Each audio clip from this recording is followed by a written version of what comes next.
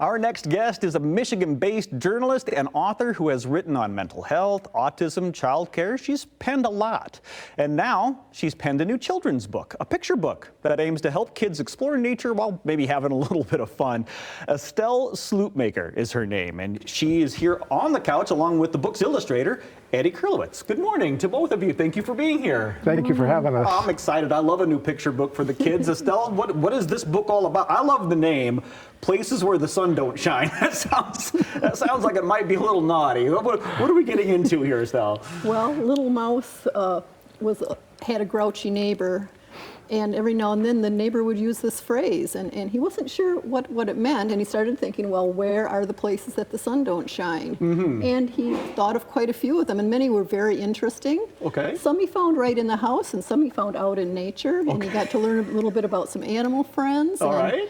And who stays awake at night and who sleeps during the day. And so it's educational and fun, bit of a nature theme to it. You said a mouse wrote this book?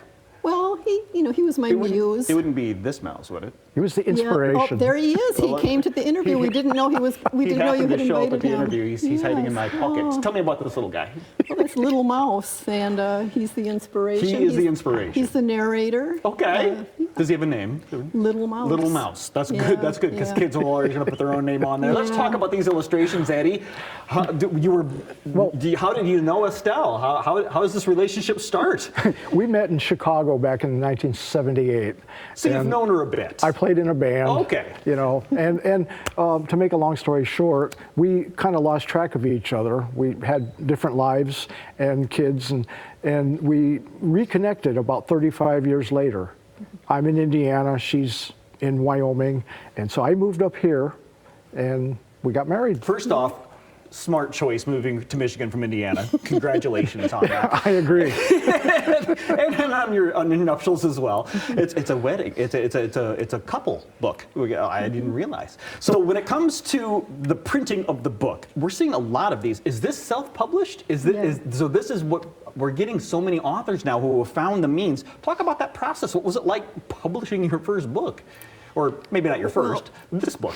It was the first book I self-published. Okay. Definitely. So what was that process had to be? It's a lot scarier being on the other side and just being the editor and handling that end of things. But to make it's a leap, and because it's self-published, that means that we had to finance it ourselves as well. So you've put a lot of your own money into this, hoping obviously to recoup that with sales from this book.